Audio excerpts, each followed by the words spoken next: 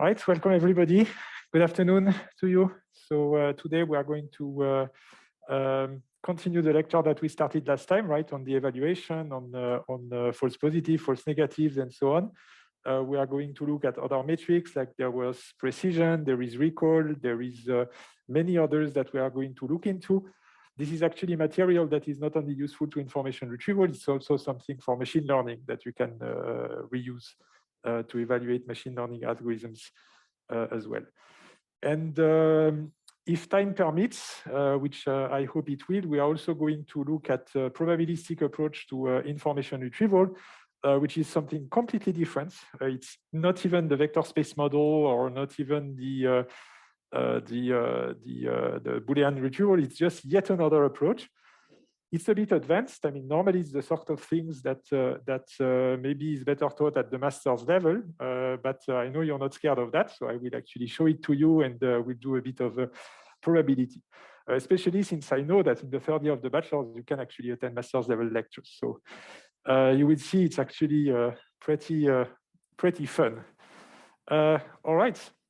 So before we start, I will ask you a few questions, as always, to make sure that you are following. So I need to switch to this other screen right there. Okay, I will share my screen now. Not the right one. This one. There you go. All right.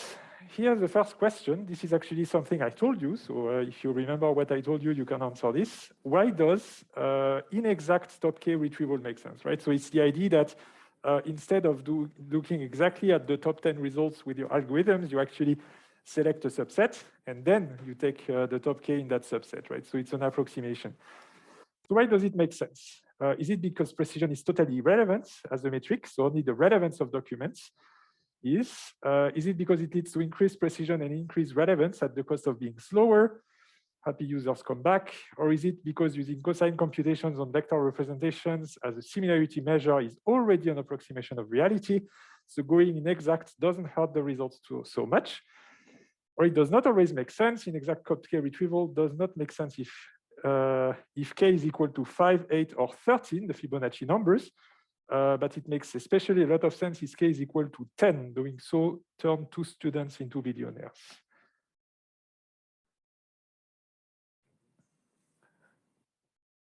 Okay, what did you do? Oh, we have a majority. That's nice. You remember what I've been telling you, right? So indeed, this is the correct answer.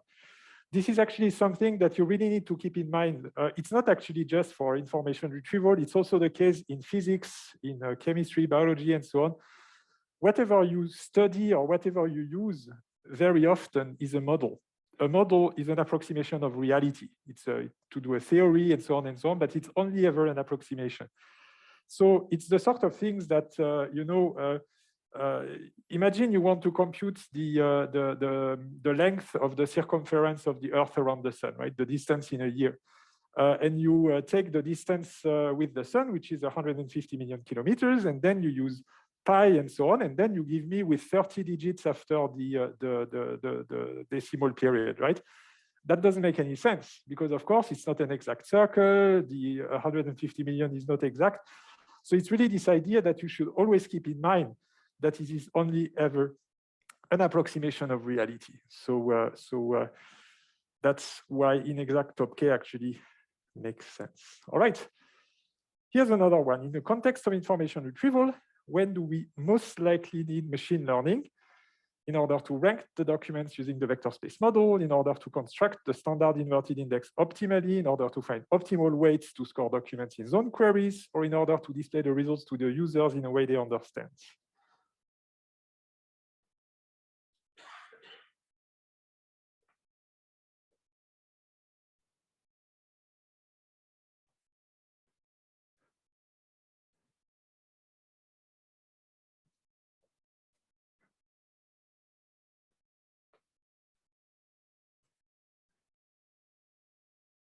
Right, 17. We have a majority, and indeed the majority is the correct answer. In order to find optimal weights, this is where this crosses with machine learning.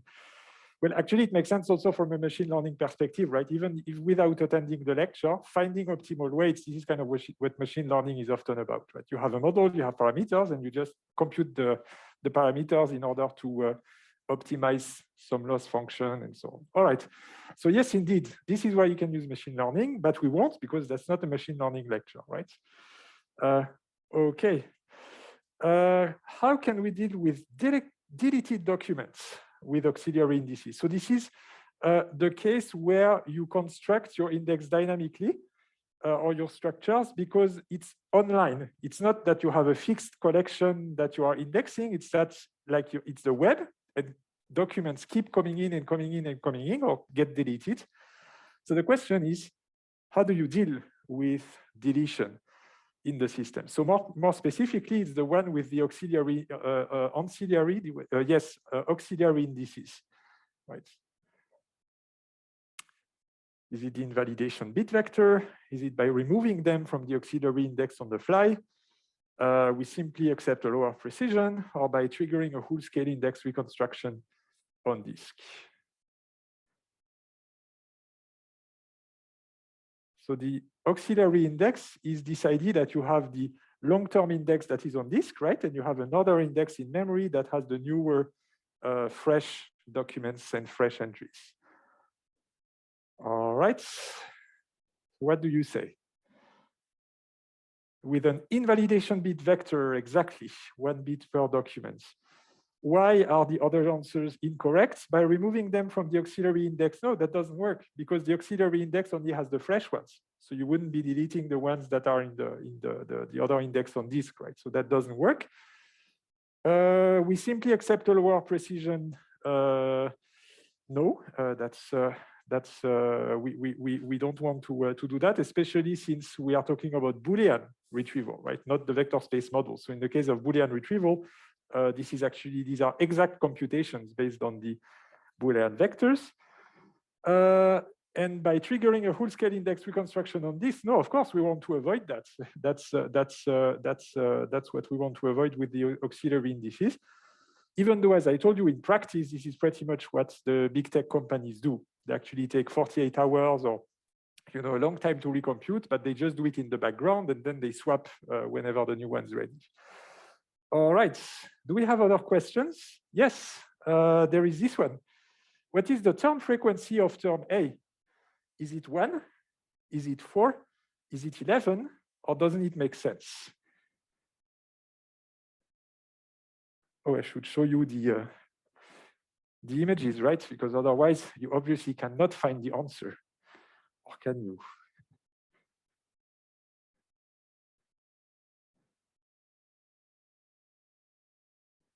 The term frequency of term A.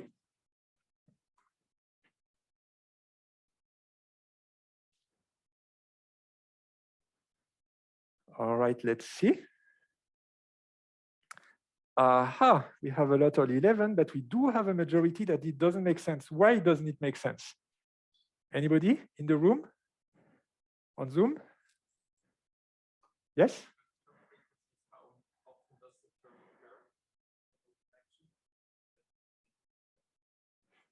What would it be called? So if you take the number of occurrences in the entire collection, do you remember the name of this one? It's collection frequency, right? So collection frequency is the term when you count the total number. And term frequency, actually, the reason is, or can somebody else? Does somebody else want to try? Why term frequency doesn't work? Yes. Yes, exactly. It only works with a specific document. That's exactly it. So if I ask you for a term frequency, I need to give you a term and I need to give you a document. If I don't give you a document, the question doesn't make sense. It's like, what's the price of? And I'm not telling you what, right? So you need the subscript of the document, right? I'm just saying we have a comment on. Yes. They're saying must be related to a document or the collection. Yes, exactly. It must be related to the document or the collection. And for the collection, so that's the collection frequency, right? It's Esichabelsfalsche in Swiss German. All right.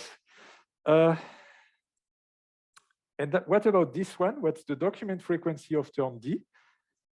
So that's neither the term frequency nor the collection frequency. It's the third one, so the document frequency. Do you remember how it's defined?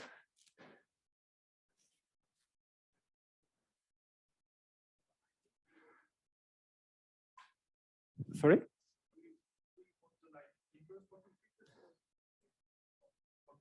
Oh, I really want the document frequency. I really want, otherwise I would have formulated as the inverted document frequency. Yeah, but it's good that you asked because you're absolutely right that usually we use the inverted one, right?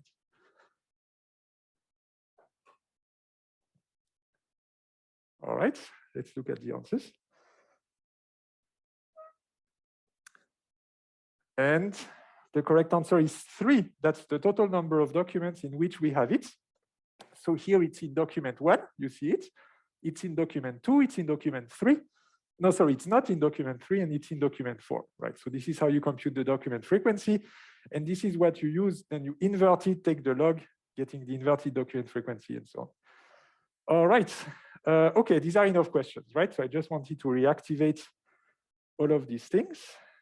Now I'm switching back to the slides. All right. Okay, very good. So I just wanted to reactivate the knowledge, make sure that you are on the same page as me. Perfect. Okay, so then let's continue.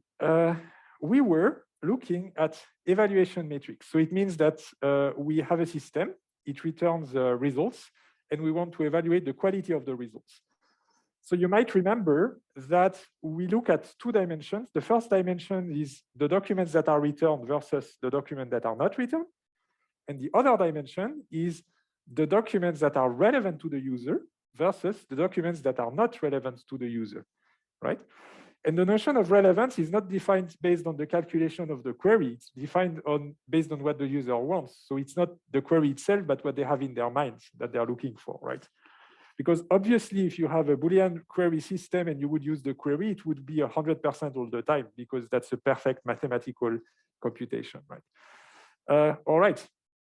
So the first metric that we had was the precision, which is everything that's relevant to the user in return divided by everything that is returned to the user. It's the precision, right? So if you have 100%, it means that everything that you see in the results is relevant to you. 0% is that you just get garbage and nothing of that is actually relevant to you, right? So this is what the precision tells you. And the other dimension, if you look in the, so this is basically, sorry, the horizontal way, and the vertical way, it's called recall. If you look at everything that you're interested in, how much of that do you actually get in the results? This is called recall. So we divide this by all of this. Okay, so that's called recall. So the way that we look at it is that there's type 1 errors, the false positives, and type 2 errors, the false negatives. So the precision measures the false positives, right? It's the results that are returned to you but shouldn't have been returned to you. And the recall measures the false negatives, which are the documents that should have been returned to you but were not returned to you, right? Following, it's kind of a tongue twister at some point saying these things, but yeah. So I prefer to say, I actually recommend it to say false positives and false negatives because usually that's just easier to remember, right? I have to be honest, I told you this type 1, type 2, I always mix them up. So this is why I tend to say false negative, false positive, and I'm sure that everybody understands, and I don't mix these things up either. And of course, then you have the true positives, the true negatives that are in there. So basically, if I give you 4 numbers, 4 integers, for example, 1 here, 1 here, 1 here, 1 here, then you can compute matrix, precision recall, and we'll see that there's others. So a high precision system would look like this. Why is it high precision? Because there's not so many false positives, right? So you see it's 80% here. High recall system would mean that there are not so many false negatives in there, right? What is the recall here? Yes? Oh, sorry, I'm asking for the actual number, the recall in a percentage. You're absolutely correct. This is about the blue one, right?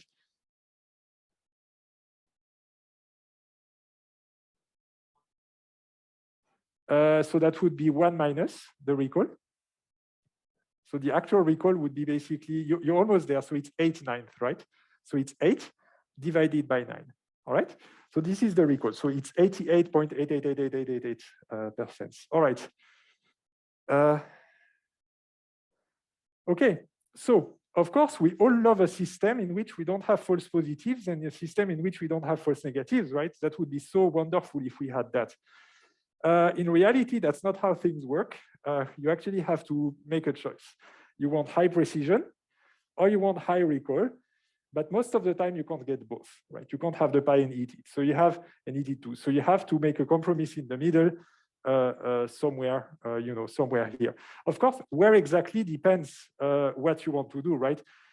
If you have an autonomous car that's driving and making decisions, then probably you don't want false positives on a rotor ample, right? You probably want to avoid that. So, it really depends on the kind of decisions that you are making. Okay. Okay, here's another one that is less known than precision and recall. It's called specificity. Specificity, just like precision and recall, is about looking at one of the columns or rows. More precisely, the specificity is when you look at this column right there. You're basically looking at all the documents you're not interested in, and you are looking at how good the system is at not giving you the documents that you're not interested in. Right. So this is what is called specificity. You might think, okay, that sounds very exotic. Why do we even need that? But I will give you a few examples of why this is actually relevant. So basically, it's the proportion of the documents that you don't get and that you also shouldn't get divided by all the documents that you don't care about. You might have noticed that specificity is a bit like recall, but the other way around, right? So you could consider that the specificity is just some dual, as mathematicians call them, of the recall. All right, so what's the specificity here? Yes? 1/2, exactly. Exactly. True negatives divided by all. Okay. What about this? Maybe people on Zoom also can try. So people on Zoom, what is the specificity in that case? Anybody? 0. 0? Are you sure? It's 1. It's the other way around, right? But you're almost there. I will come back on this 1 minus thing because it's actually very interesting to look at the 1 minus. So exactly. So it's 100%. And this is 0, right? So 0 is when the system just returns everything you're not interested in, like everything in the world you don't want, you just get it from the engine. So this is a specificity of 0, exactly. What is the specificity here? Yes? Exactly, 60%. It's 6 divided by 10 in total, right? Let me say a few words about the 1 minus. So the 1 minus basically is a bit about inverting the results. Imagine that you build a search engine that returns documents and doesn't return other documents. You could always add a swap that just turns everything the other way around. So what it doesn't return, then you return it. And what it returns, then you don't return it, right? So you can always do the 1 minus. And this is probably the reason why several of you actually spontaneously answered the 1 minus instead of the actual value. It is because this is actually something intuitive that you could also swap the system. So I'll come back to that because it actually means that sometimes when you have a super bad system, you can actually turn it into a super good system. Imagine that you have an algorithm that every month makes a prediction on whether Bitcoin will go up. And every month it goes up, it tells you actually that it would go down. And every month it goes down, it told you it would go up. Is it a great algorithm? Or could you use it? Well, absolutely. Yeah, it's a bad algorithm, but you could actually use it. All you need to do is invert it. So if you have somebody who's able to tell you and is always wrong about the future of Bitcoin, then you absolutely want to work with that person. That's the idea of the 1 minus. Okay. Accuracy, that's another one, the fourth one. So accuracy is about everything you get right divided by everything, right? So you basically take the true positives and the true negatives. So this is what you get and you should get. This is what you don't get and you shouldn't get. So this is everything the system gets right, divided by everything, right? So this is why I put the diagonal here divided by the 4. What's the accuracy right here? Yes, go ahead. 1/2, exactly. So here it's 1/2. What's about here?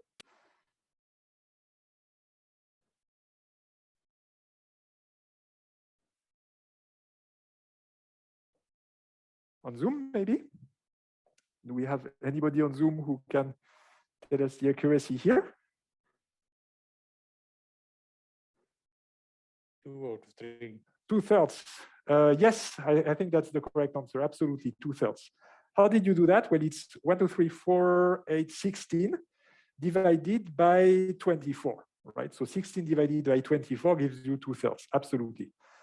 Here, what is the accuracy here? Yes? 1, exactly. That's here you get everything right, right? You do exactly what you're supposed to do. What is the accuracy here? It's, yeah, 0. Would you use that system?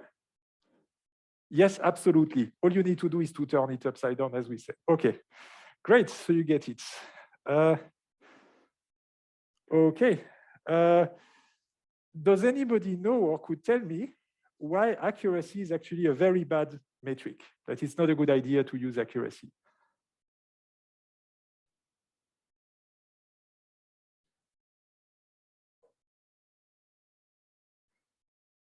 Yes?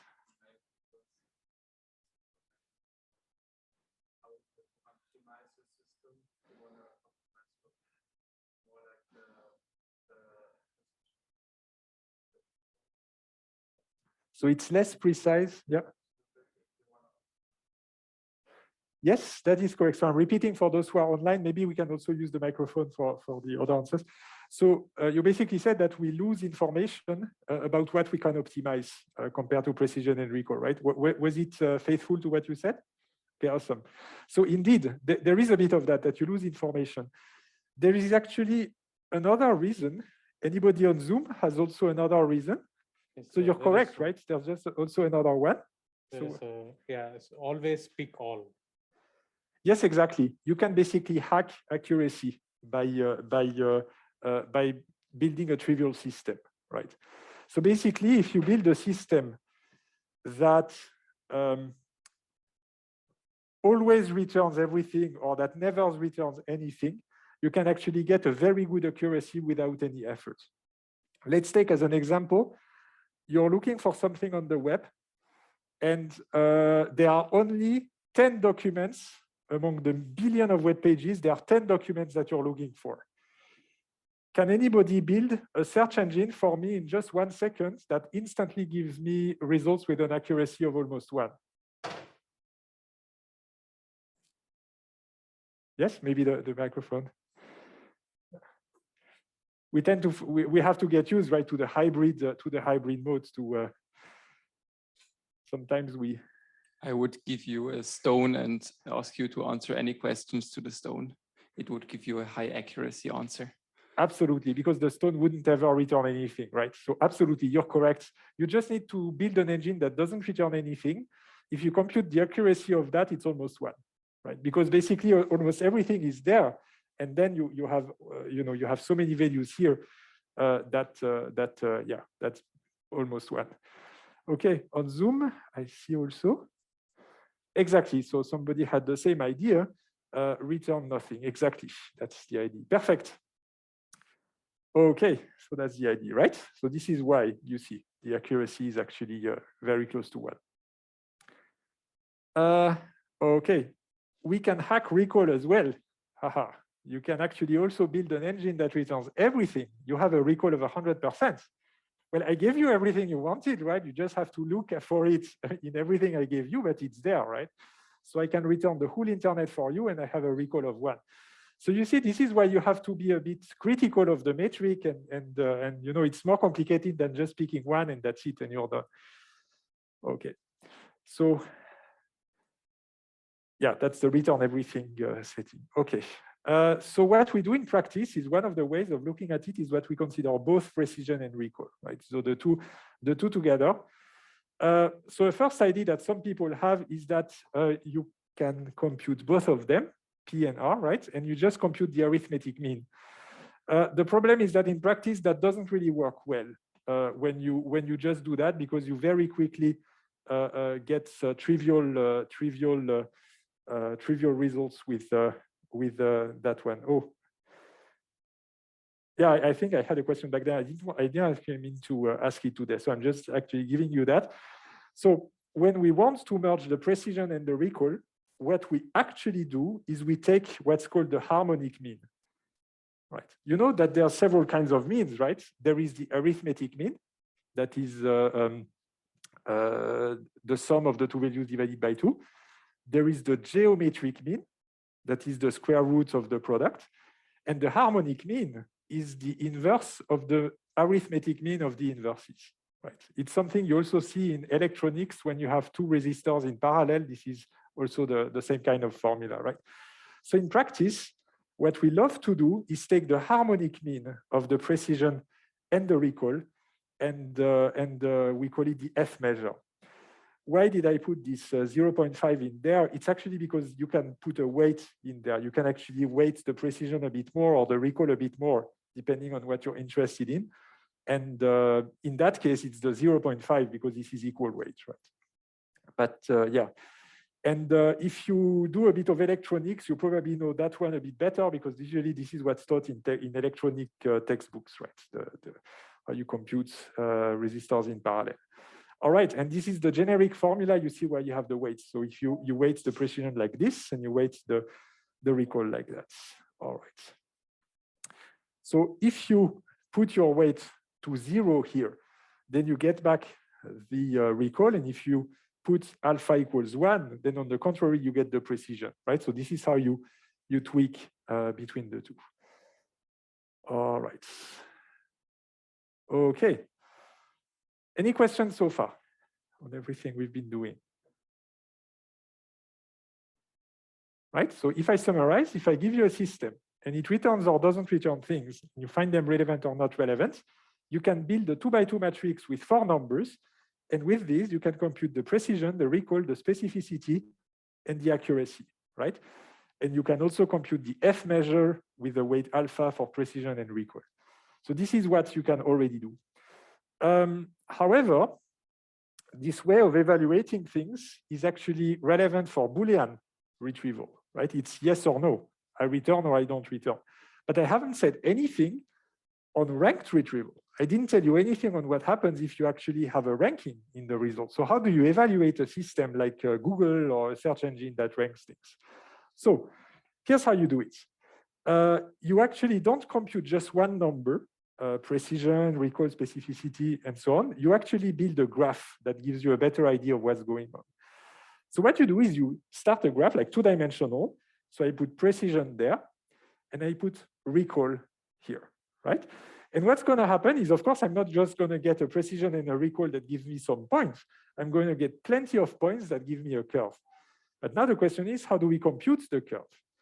And the secret is that you start using your system, you type your query, you get your results, and you compute the precision and recall first with just the first result, then with the first 2, then with the first 3, then with the first 4, and so on and so on and so on, and you just build the curve like that. So let's do it together, because I have an animation that I prepared for you. So, all right, so this person typed a query and got a document right there, and every time we see, okay, is it relevant, not relevant? So let's assume that this document is actually relevant to her, that she got in the first step. So now we do as if it had been Boolean retrieval with just one result. So what is the precision? So I'm going to ask for the precision here and for the recall on Zoom. So in the lecture hall, give me the precision. What's the precision here? Yes? 1, exactly. It's 1, because everything you get is actually relevant to you. And now on Zoom, can you give me the recall of that? Knowing that it's the entire internet here we are talking about. 0 almost, exactly. You can imagine that there's plenty of documents out there that the person is interested in. So we have a recall of almost 0. So we are here, right? I have a precision, so I normalize to 1 here, 0 there. So you see a recall of 0, precision of 1, we are here. That's our first point. So now we just do the same thing, but just as an example, imagine the alternative. If we had had a document that is totally irrelevant, then the recall would also have been 0, and the precision then would have been 0 too, right? Because then I give you something you're not interested in. So it would have been there, right? Okay, but let's assume that just for the sake of our little animation. So now I have a second document. So imagine first that this document here, the second document, wow, we are lucky, it's relevant too. So now what is my precision? Okay, on Zoom, what is the precision now? Yes, exactly, we have a 1, right? Exactly, so we have a precision of 1. What about the recall in the lecture hall here?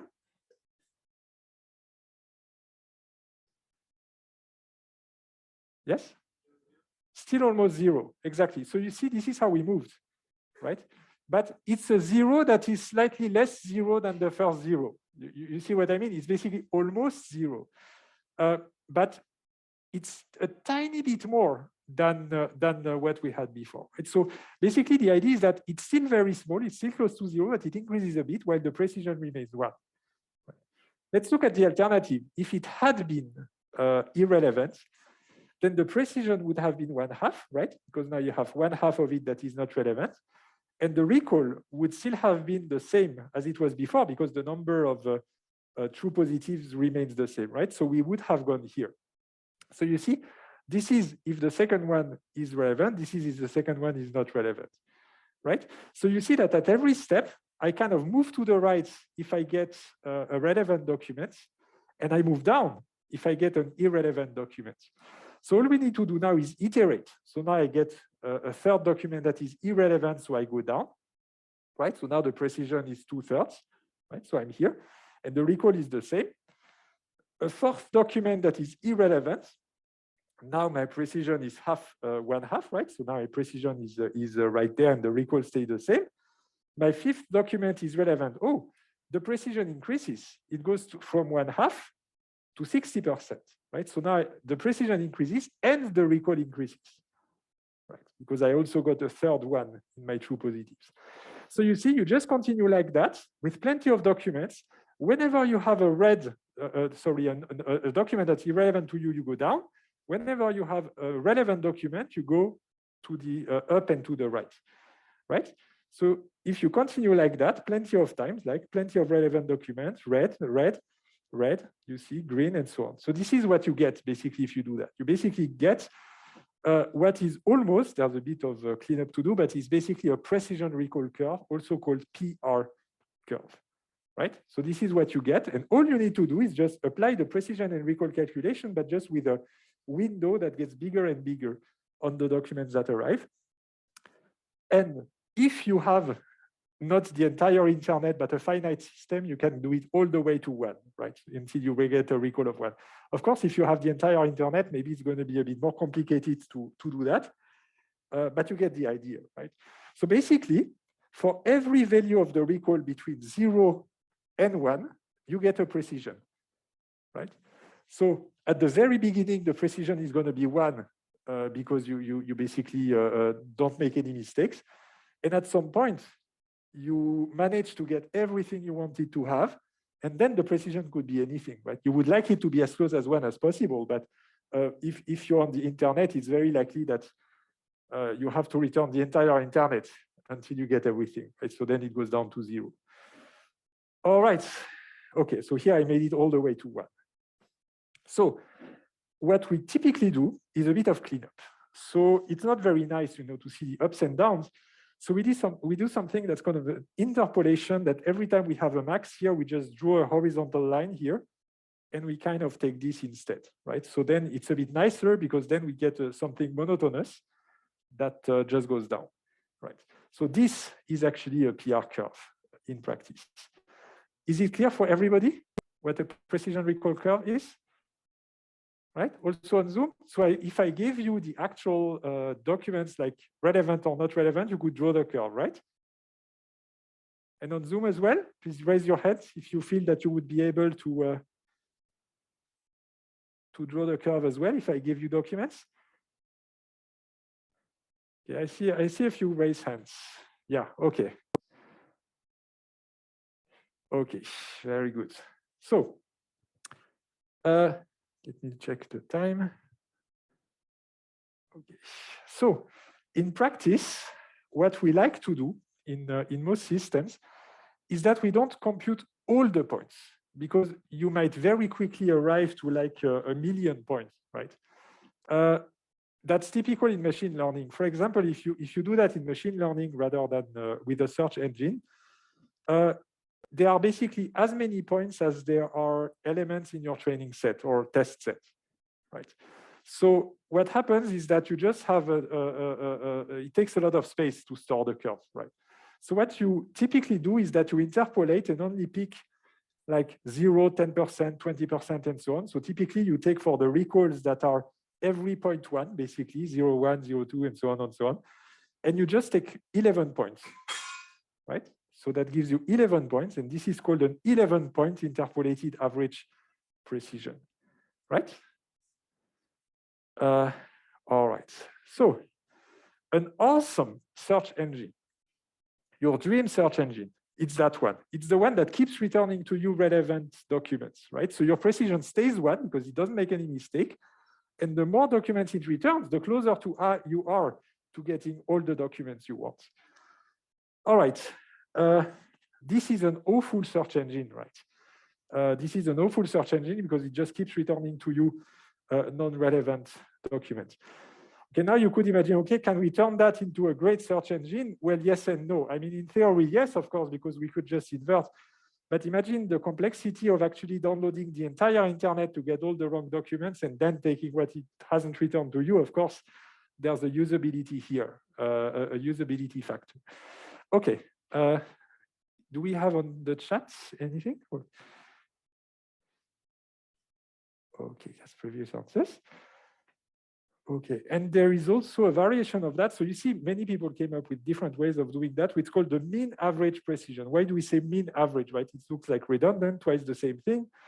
Well, the idea is that we like to compute what's called the average precision here. That's just the average value of that function.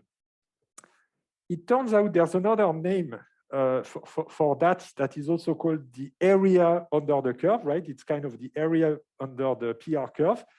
Up to a renormalization factor, that's kind of the same thing, right? So it's how big that region actually is.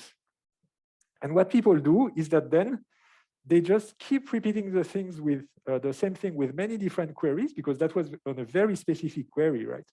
So now we do the same with plenty more queries, for example, from the Cronfield data set, right, or the ones we saw last time. And we just not only take the average for one query, but we also take the average across multiple queries. So this is why I take twice the average. So of course, if you call it average precision or mean precision, that doesn't sound so cool. So we call it mean average precision. That's how it's called, MAP. All right. So basically what you do here is you have a third dimension, right? There is a recall right here. There is a precision right there. And then there is a dimension of depth. It goes behind the screen with the information needs. These are your setups. And you just have your same curve all over again. So that kind of becomes the volume below the surface, right? So this turns into a surface because now it's a two-dimensional surface. And the volume you have below is the geometric interpretation of the map metric. Okay, so this is just a complicated math that basically does exactly the same thing as I said. All right, do we have a question? Yes, what subset of queries is used here? Yes, that's a good question. So the way it's typically done in the industry is that you have associations or how to call these working groups who basically build what is called the benchmark. So they will basically come up with actual data and expected results, and they will publish it on some websites. And then anybody who wants to test their system, they can just download the benchmark, run it on their system, and then compute these metrics, right? So typically, this is how it's done. You have an official benchmark. There are a few, for example, in the database world, TPCH is one that is quite popular. As I said, there's the Cranfield and so on. So these are all the benchmarks. I think the first ones for information retrieval was back to the 60s. And then, of course, people keep coming up with bigger and bigger and bigger benchmarks, right? Because at the very beginning, you just had a few hundreds of information needs. And now the benchmarks keep getting better with millions of information needs, right? So this is something that keeps evolving. There is really a community of researchers and of industry practitioners that build and update these benchmarks that you can use. The same is true in machine learning, right? You probably, I'm pretty sure there's benchmarks out there with photos of cats and dogs together with the label cat or dog, right? That you can use, like ImageNet, for example. That's a typical benchmark that you can use for your to test your engine. In fact, this is how deep learning actually became a thing, right? Because they managed to, sorry, I'm catching my breath. They actually managed to improve their metric massively compared to past systems. And so this is how deep learning finally emerged. Okay, did I answer your question? Yes. Yeah, awesome, perfect. All right, so you really have to imagine there are people whose job it is to come up with these data sets. Okay. Okay, I still have 3 minutes, so I can continue a bit. So now that's more like a mathematical puzzle. If you do this precision recall curve, you build a precision recall curve for a concrete system of ranked retrieval. Is there a point at which you could have k-relevance documents while returning the top k? So basically the same precision and recall, the same value for the precision and for the recall. How would you find that on the precision recall curve? Anybody?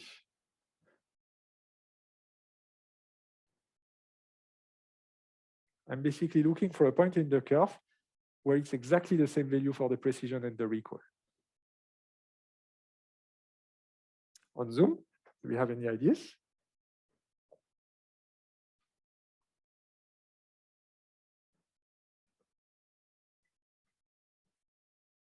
Maybe a geometric interpretation. If I give you a precision recall curve and I ask you for the value of k, that is a point on my curve that is both the precision and the recall, how would you do it geometrically?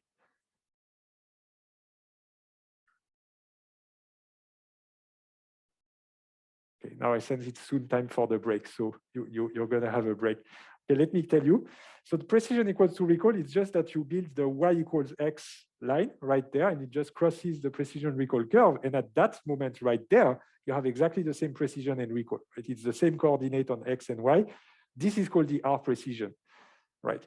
It's kind of correlated to this mean precision, right? So the area under the curve, because the higher it is, the more area you have, and the lower that is, the less area you have, right? So this R precision is yet another metric that you can actually use, right?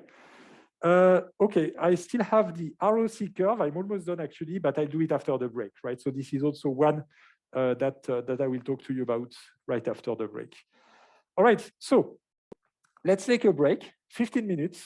You can go grab a coffee for a short walk and so on. And I'll see you at 3:15 for the continuation of the lecture, right? So thank you very much.